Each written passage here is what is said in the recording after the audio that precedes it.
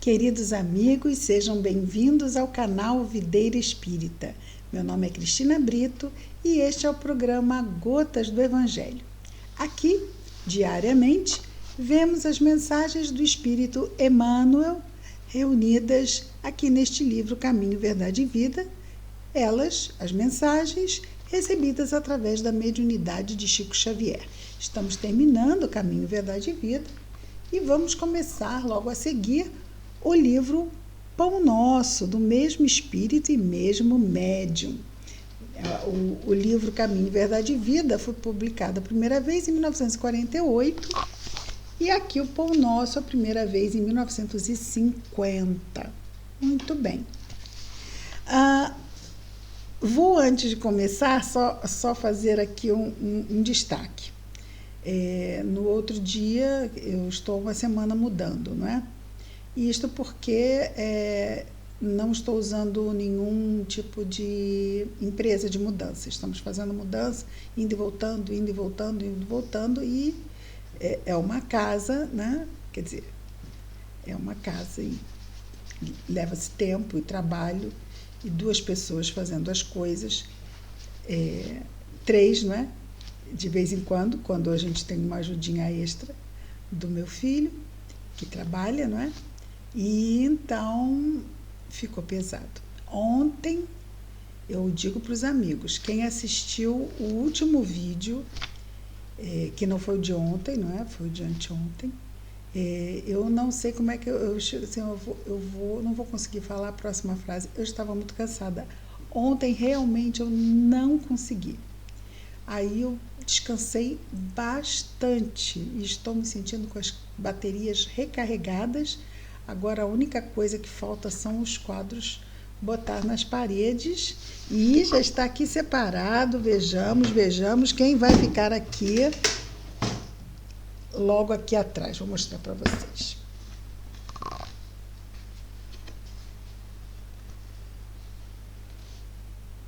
Que eu tenho muito carinho por este quadro, que foi feito a partir de uma gravura que eu mandei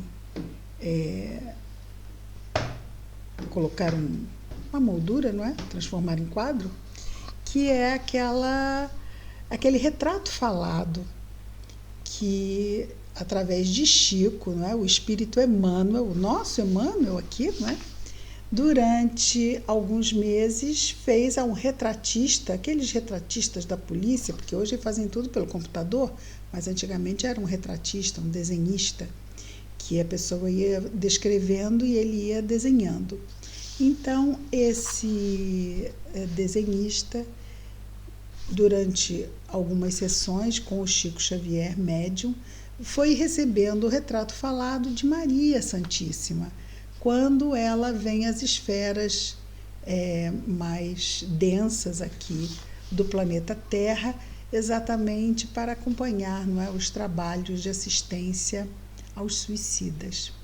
Então, nossa querida Maria estará aqui conosco na nossa parede, não é? Agora temos uma parede, antes era uma janela, não dava para botar o quadro atrás, mas agora dá, não é? E estamos muito felizes também com isso tudo, não é? Estamos felizes porque mudanças precisam ser vistas de forma positiva, não é? Tudo na vida tem sempre dois lados. Mas as mudanças, elas, como tudo na vida, nós precisamos exercitar, destacar os lados bons das coisas, porque às vezes ficamos abatidos porque nos prendemos e nos focamos aos problemas, aos lados difíceis. Mas se tudo tem dois lados, desse lado difícil, qual é o lado bom, né? Dessa situação difícil que está acontecendo, e se tudo tem um lado bom, o que ela pode me trazer de bom? Mas eu estou desempregado. O que tem de bom? O que tem de bom nisso? Por exemplo, eu tenho saúde para procurar um emprego. E se eu estivesse desempregado e não tivesse nem saúde para procurar um emprego? Não ia ser pior? Então, vejamos que se nós tivermos um pouco de boa vontade em destacar os pontos positivos dos nossos desafios, a vida vai ficar muito mais, vamos dizer assim, muito mais positiva do que se eu não fizer isto, não é? Se eu ficar só destacando os pontos negativos, aí a vida fica o quê? Muito negativa. Portanto, vamos destacar, não vamos fechar os olhos às dificuldades, de jeito nenhum. Ao exemplo que demos, se há desemprego, precisamos sair para buscar um emprego. Mas não esquecendo, dando graças a Deus por termos saúde, de irmos à luta, vamos dizer assim, não é? De irmos buscar. Aí Jesus falou, buscai e achareis. E aí achareis. E pedir também, não é? Nós pedimos e não só nos prendemos ao petitório, mas efetivamente nos prendemos à ação. E é por isso que estamos aqui hoje, estamos muito felizes, pedimos muitas desculpas, porque não gostamos de faltar. Esperamos, é o que dissemos no outro dia, não é? Que demore uns bons anos, se tiver que mudar de novo, não é? Que isso demore um pouco, porque é puxado, né? Muito bem. Estamos hoje já na reta final e a mensagem é de número 179, penúltima mensagem do livro Caminho, Verdade e Vida. Esse livro vai deixar saudades. Ainda bem que temos aqui o livro conosco, não é? E está aí também na internet, quem quiser baixar, quem não tiver acesso a comprar. E também os vídeos, não é? Também temos aí. Todos eles estão lá no YouTube do Videira Espírita, ok? Muito bem. E qual é o título da mensagem de hoje? O novo mandamento. Então, vamos fazer aqui, entender isso. Novo mandamento, e qual é o velho? Para saber o novo? Bom, temos uma máxima, né? Jesus falou que a máxima, amar a Deus sobre todas as coisas e ao próximo como a si mesmo, reúne toda a lei e os profetas. Essa é a máxima. Então, como deve ser o nosso amor? Com relação ao próximo, amarmos o próximo como a nós mesmos. Essa é a regra da lei. Amar o próximo como a si mesmo, como a nós mesmos. Mas aqui temos o Novo Testamento. O Novo Mandamento. Destacado aqui do Evangelho narrado por João, capítulo 13, versículo 34, são palavras de Jesus que nos diz: um novo mandamento vos dou, que vos ameis uns aos outros, como eu vos amei. Peraí. Então não é mais amar o próximo como a si mesmo? É amar o próximo como Jesus nos amou? É para todo mundo? Não é. Ele não está dizendo isto para a multidão. Ele está dizendo isso para os apóstolos. Que vos ameis uns aos outros. Os apóstolos se amarem em eles, uns aos outros, como eu vos amei. Que vos ameis uns aos outros. Aqueles que abraçaram a divulgação do Evangelho como tarefa de vida. Vamos chamar de tarefa, não vamos nos colocar como missionários, mas como tarefeiros, como tarefa de vida, como serviço, vamos nos colocar, melhor ainda, como servidores. Se nos colocamos assim, diante daqueles que também estão ali nas mesmas lutas desafiadoras, Jesus, vamos dizer assim, coloca um grau a mais de vamos chamar assim, ia falar um grau a mais de dificuldade, queria achar um termo que não, mas é mais difícil, não é? Amar o outro como a si mesmo, a medida sou eu. Isso vai acontecer. Eu tenho, naturalmente, eu só dou o que eu tenho, né? Então eu vou tratar o outro muito como eu me trato. Se eu tento, mas eu conheço pessoas que não se dão carinho e são muito amorosas com os outros. Não se dão atenção e dão muita atenção aos outros. Sim, mas o que elas não dão a elas mesmas, elas vão buscar que os outros a compensem, que os outros retribuam, porque isso vai ter que vir de algum lugar. Senão a pessoa não consegue se sustentar emocionalmente, não é? Ela cai num poço de carência, se afunda. Acaba o quê? Deprime. Porque ela não se dá. Ela dá para o outro e o outro não devolve. Aí surgem muitas vezes cobranças, né? E isso tudo poderia ser evitado se a pessoa buscasse se amar. Porque naturalmente ela se amando, ela vai ter o que dar. E aí não vai cobrar. Por quê? Porque se o outro não devolver para ela, ela mesma já está se suprindo de atenção, de carinho, né? Carinho não é afago. Existem muitas formas de expressar carinho, não é? Carinho é atenção, carinho é paciência, carinho é atender às necessidades, né? Carinho é buscar o melhor. Isso, se nós promovermos para nós, é muito fácil, porque se nós enchemos o nosso pote, chega uma hora que ele transborda e naturalmente flui. Agora, é difícil, porque para nos amarmos precisamos o quê? Nos conhecer, não é? É um processo difícil esse de autoconhecimento. Está lá no Livro dos Espíritos, questão 919, na frontispício do Oráculo de Delfos, conhece-te a ti mesmo. Isso é fundamental. Mas Jesus aqui extrapola quando fala com os apóstolos. Entre eles não iriam se amar uns aos outros como amam a si mesmos. Não. Eles vão amar uns aos outros como Jesus os amou. Eu disse mais difícil, não é? Porque deixamos de nós ser o parâmetro e o Cristo passa a ser o parâmetro.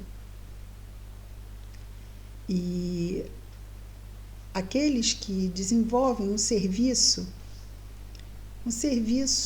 e aí, um serviço na casa espírita, só na casa espírita. Vamos pensar num serviço de voluntariado num hospital do câncer. Todos ali, voluntários naquele trabalho. Vamos pensar numa equipe de um corpo de bombeiros, um trabalho extremamente humanitário, que é importante que as instituições, a própria família, que também pode ser um grupo desse. Isso vai depender o quê? Da qualidade da relação que os participantes imprimirem nesse grupo. Também vamos pensar, num grupo espírita, existe isso. Existe essa possibilidade de nós imprimirmos essa nova qualidade de amor. Não vou amar simplesmente como eu me amo, o meu próximo lá, o outro tarefeiro da casa espírita, mas eu vou amá-lo como Jesus nos amou. E isso é para todo o grupo. O importante é que o grupo abrace a ideia do bem. Abrace essa ideia. A ideia do bem, ela vem revestida de fraternidade. Fraternidade. Jesus foi o mestre por excelência a nos exemplificar, a nos testemunhar fraternidade. Antes de ser preso, ele disse: o verdadeiro amigo é aquele que dá a vida pelo seu amigo. E ele assim o fez. Amor entre irmãos. Realmente efetivo. E eu ainda não falei, disse, já falei o versículo, não é? Então, Jesus diz: um novo mandamento vos dou, que vos ameis uns aos outros como eu vos amei. Então, isto está dito e comentado. Vamos agora dar uma chance, que hoje, tá vendo? Eu não falei ontem, agora, e ainda por cima descansada. Quem me viu no último vídeo, eu estava carregando um caminhãozinho. Mas hoje eu estou tão feliz de estar aqui de novo, refeita e acolhida nesse novo ambiente que Deus favorece, agradecida mais uma vez e sempre a Deus, nosso Pai e a Jesus, e podermos estar aqui nesse programa que me enche de alegria, que é o Gotas do Evangelho. Nosso querido amigo espiritual Emmanuel comenta as palavras de Jesus dizendo o seguinte: a leitura despercebida do texto induziria o leitor a sentir nessas palavras do Mestre absoluta identidade com seu ensinamento relativo à regra áurea. Entretanto, é preciso salientar a diferença. Não é. Alguns acham parecido. Amar ao próximo como a si mesmo, como que vos ameis uns aos outros, como eu vos amei. Então, alguns, e ele diz, leitura despercebida, ou seja, uma leitura assim, sem muita atenção. Poderia-se pensar que é igual à regra áurea, chamada regra áurea, né? Amar a Deus sobre todas as coisas e ao próximo como a si mesmo. Entretanto, nos diz Emmanuel, é preciso salientar a diferença. Entre aspas, ama teu próximo como a ti mesmo é diverso, diferente do que vos ameis uns aos outros como eu vos amei. Então, uma coisa é uma coisa, outra coisa é outra coisa. Não é a mesma coisa amar o próximo como a ti mesmo e que vos ameis uns aos outros como eu vos amei. O primeiro institui um dever, em cuja execução não é razoável que o homem cogite da compreensão alheia. Ou seja, eu tenho que entender o outro. Do jeito que eu me amo, eu amo o outro. Pronto. Não faço ao outro nada que eu não gostaria que me fizessem. E faço ao outro o que eu gostaria que me fizessem. Veja. Então,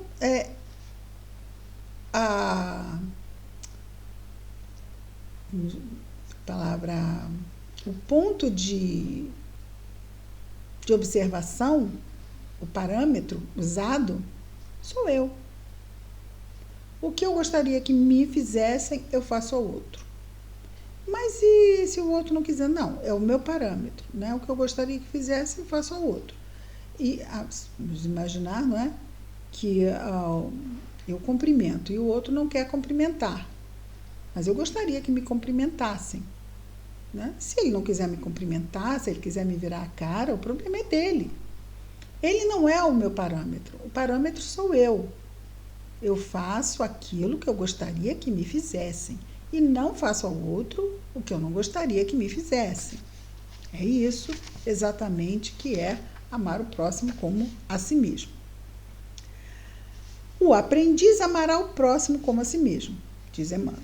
Jesus, porém, engrandeceu a fórmula, criando o novo mandamento na comunidade cristã, na comunidade, ou seja, entre pessoas que tenham o mesmo ideal, entre pessoas, repito, entre pessoas que tenham o mesmo ideal. Aí sim vai valer o novo mandamento. O mestre refere-se a isso na derradeira reunião com os amigos queridos, na intimidade dos corações. Onde foi isso? Na última ceia. A recomendação que vos ameis uns aos outros como eu vos amei assegura o regime da verdadeira solidariedade entre os discípulos, garante a confiança fraternal e a certeza do entendimento recíproco. Então, não é mais eu vou fazer ao outro aquilo que eu gostaria que me fizessem. Não. Há agora um comprometimento de ambas as partes, não apenas meu, de ambas as partes. Não, ambas se fossem dois, não é? Mas entre todas as partes ali. Há esse acordo tácito, se a gente poderia dizer, não é? Aquele acordo que a gente nem precisa falar, mas está valendo. E esse é o quê? Regime da verdadeira solidariedade entre os discípulos, garante confiança fraternal e certeza de entendimento recíproco. Estou pensando aqui. Uma situação, não é? Em que, aqui na questão da verdadeira solidariedade, não é? Às vezes nós temos uma tarefa e às vezes a gente não percebe tanta solidariedade quanto a gente gostaria de ver, não é? Numa tarefa. As pessoas se apresentando, pode ser no nosso lar, pode ser na instituição, pode ser na casa espírita. Então, se está faltando essa verdadeira solidariedade entre os discípulos, será que realmente eles podem se dizer discípulos? Se não há a confiança fraternal, como é que fica? E se não há essa certeza do entendimento recíproco, como é que fica? E o nosso Emmanuel continua. Em todas as relações comuns, o cristão amará o próximo como a si mesmo. Em todas as relações comuns. Então, isso é no mundo do dia a dia, em todo o mundo. Reconhecendo, contudo, que no lar de sua fé, então Emmanuel traz para o lar de sua fé, no recinto onde há esse compromisso com Cristo. E a gente pensa assim, o lar de sua fé conta com... Reconhecendo, contudo, que no lar de sua fé conta com irmãos que se amparam efetivamente uns aos outros. E aqui nós poderíamos facilmente chegar à casa espírita. Mas nós, no nosso lar, se fazemos, estamos lá com os nossos esforços. E temos, às vezes temos outras pessoas que compartilham conosco a mesma fé em Jesus. Então, também podemos ter outros lugares que sejam o lar da nossa fé, sem ser a casa espírita. Mas a casa espírita, estamos falando casa espírita porque aqui vemos o Evangelho sob a ótica espírita. Emmanuel é um espírito que era mentor espiritual de Chico Xavier, médium espírita. Então, nós estamos vendo aqui sob a ótica espírita. Os espíritas se reúnem na casa espírita. É claro que aqui também todos os grupos cristãos, espíritas ou não, está valendo para todo mundo. Mas penso eu que não podemos esquecer que muitas vezes em nosso lar também podemos estabelecer, alguns conseguem, não todos, mas alguns conseguem, com que também haja essa referência a ser o lar de nossa fé. Conhecemos famílias espíritas que buscam viver entre si também essa realidade, o que é muito fortalecedor, não é? Se nós pudermos trabalhar isso também em nossos lares. Mas, se não, lá na casa espírita isso precisa valer. Isso precisa valer. E, aliás, seria algo muito interessante de ser refletido no conjunto entre os tarefeiros, não é? Sobre essa questão do regime da verdadeira solidariedade, a confiança fraternal e a certeza do entendimento recíproco, né? É um ponto interessante de ser refletido. E aí o nosso Emmanuel continua dizendo assim, então eu estava falando de todas as relações comuns que isso vai se dar, não é? De se amar uns aos outros, mas como a si mesmo. Contudo, no lar de sua fé, lá ele conta com irmãos que se amparam efetivamente uns aos outros. Esse é o novo mandamento que estabeleceu a intimidade legítima entre os que se entregaram ao Cristo. Isso é importante. Significando que em seus ambientes de trabalho há quem se sacrifique e quem compreenda o sacrifício. Então, isso vai se dar nesses ambientes onde, já que todos estão se colocando como cristãos efetivos, lembrando aquele termo, não é? O católico praticante, um chamado cristão praticante, né? Cristão praticante. E então, nesses ambientes de cristãos praticantes, nesses ambientes de trabalho, há quem se sacrifique e quem compreenda o sacrifício, quem ame e se sinta amado, quem faz o bem e quem saiba agradecer.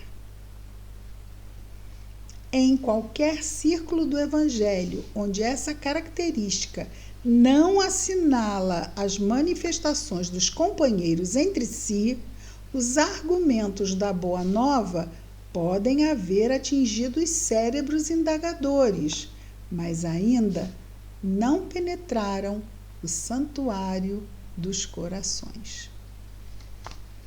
Então, precisamos transcender, não é? Sairmos do intelectual, do que conhecemos do Evangelho, e que tanta doutrina espírita nos faculta o aprofundamento e a ampliação do nosso entendimento com relação ao Evangelho, e trazermos, né, mais para a prática do nosso dia a dia, aceitando esse convite / desafio de Jesus, que nós, entre nós cristãos, se realmente abraçamos esse compromisso, que efetivemos então o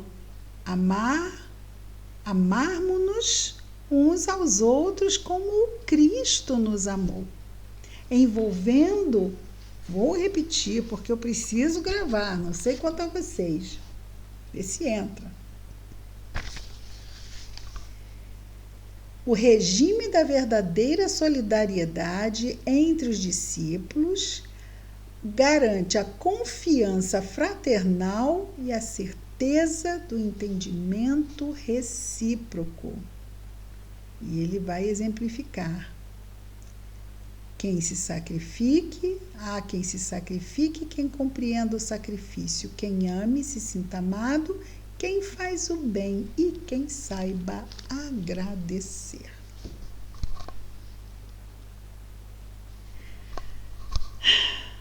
Renova, não renova? Temos muitos desafios, temos muito que aprender a amar.